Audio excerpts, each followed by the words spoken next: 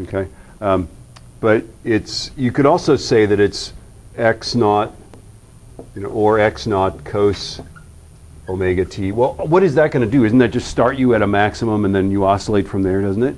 Right? Isn't there also a possibility that it's negative x cosine? And isn't there a possibility that it's negative this? Right? It's just where you start. Okay? But if you start at the middle going up, this is what it is. If you start at the top going down, this is what it'll be. It's just arbitrary. They give you two different options, but there's like an infinity of them, right? Okay? If this is our position, then it also could be that it's minus v naught sine omega t. And we could go and look at that, but I don't think that we have time to talk about that, right? And then here is a kinematic formula that I refuse to derive using kinematics. I will derive it using energy next time, okay? And that is that if we want to know the velocity at some position that's not at the ends, right? So let's say we have one that's oscillating back and forth. We've got x equals 0 here, right? And then let's say we've got something that oscillates back and forth. Okay? Here is its negative x naught, right? Here is its positive, right? It oscillates back and forth, right? Okay. Between positive x naught and negative x naught, right? This is called the amplitude. Right? It is the maximum position that it goes to. It goes out, it goes to the left. Okay? What is the velocity, by the way, at this point? 0, yeah, because it's stopping and turning around, right? You can't stop and turn around. If it's not 0, it's not at the edge, right? Same concept, right? Okay? So the velocity here is 0, the velocity is 0. Where's all the energy, by the way? It's potential energy. The spring is compressed at that point, right? It's about to whip it back down, right? Okay? And then in the middle, of course, it's in the middle 2 times, right? Sometimes it's going this way at the maximum velocity, right? Sometimes it's going this way, right? So plus v naught minus v naught, right? At the maximum velocity. And then at some point, so in the middle it's going the fastest. Does that make sense? It's done speeding up and it's about to start slowing down when it's in the middle, right?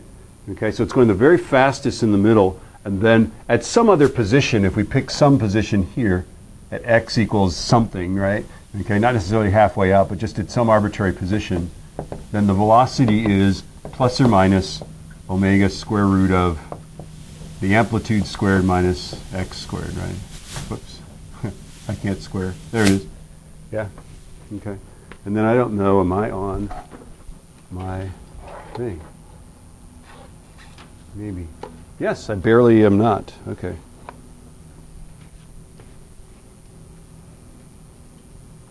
I often wonder if I wouldn't be better off just using a very long chord on the keyboard, right? Nobody needs to walk through here, right? I don't know. Okay, so this is our one kinematic formula. Why is it plus or minus? Yeah, at any given position, really, okay, at any given position, we could be going to the right or the left. If that's all you know is the position, this thing is going to give you what the speed is really, okay?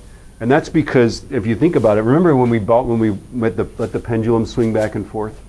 We did that whole thing where I said, okay, I let the pendulum swing this way, and I put it up against my nose. Remember this?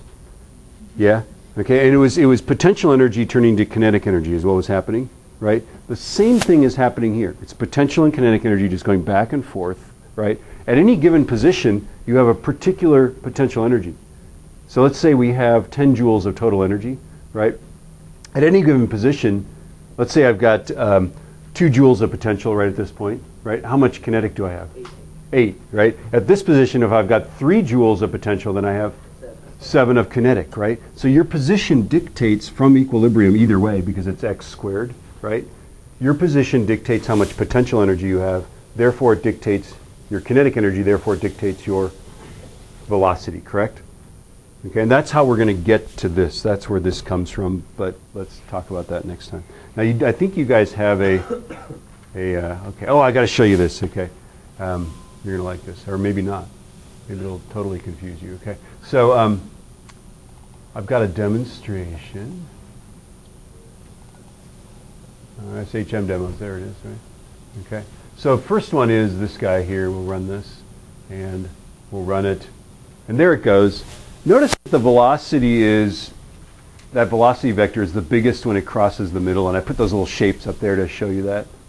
Right? Is that true? Does that make sense? Does that look like that's the way it is, right? When is the acceleration the biggest? When it's doing the opposite. When it has the most potential energy. Yeah, when it's got the most potential energy, the acceleration's the biggest. Now, how many people have ridden the Scrambler at Oaks Park? It takes you on this thing, and basically what you end up doing is it flings you to the outside, and then it pulls you in.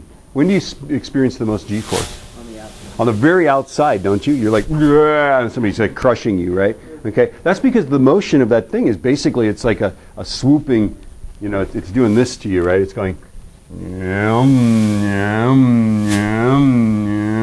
we haven't actually figured out exactly the formula for it, right? But it's basically taking you, and at the moment it's stopping you and turning you around, it's hoisting on you with the biggest force, right? That's what's going on with this thing, is that it's at the very edge, the spring is the most distorted, and therefore it's got the most force on it, therefore it's got the most acceleration, okay?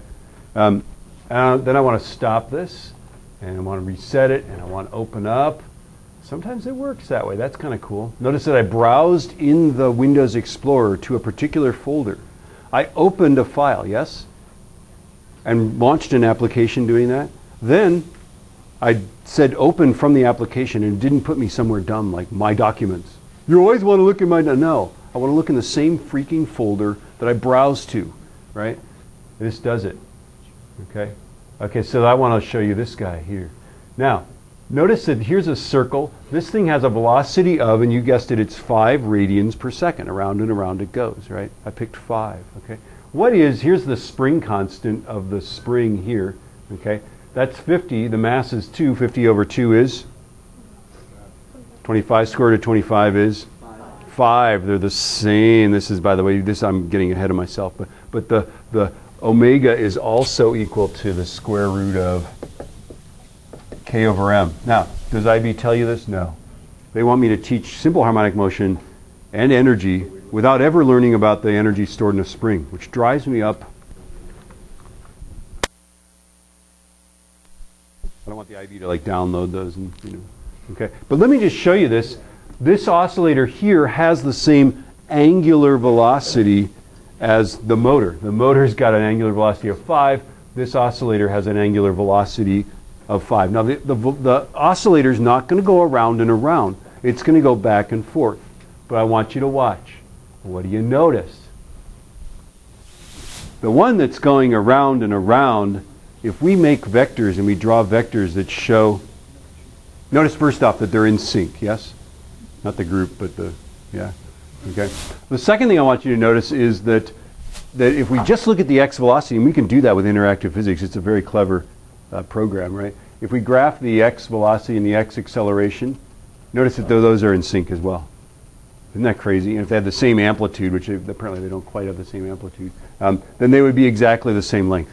Isn't that a wonderful thing? So when we talk about angular velocity, this is what we're talking about, is that simple harmonic oscillators act like the x component of rotational motion.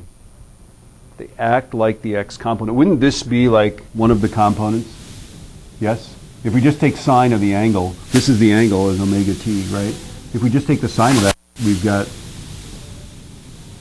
the one of the components, right? That's what it does. Okay, that's why it's sinusoidal, because of the unit circle thing, right? It's circular, and yes. Are we good? Do we like that? That's cool. All right. Let's stop it and reset it. We can actually turn on. There's like little graphs here. This is an amazing thing. I don't know why it's like infinity. I don't know. Okay. There it is. Okay. So let's go. I think I've done this. Maximum acceleration. I've shown you that. Yeah. That it's plus or minus. We already got that. Okay. So let's do our example. And you have a little note guide. And so I think this is the same thing you have. Isn't that right? Stop me if it's not. Correct it if it. Okay. Your calculator, you should have it out. You should switch it to radians. Do we know how to do that?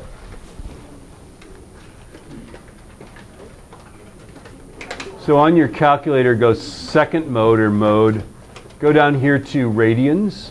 hit enter, okay?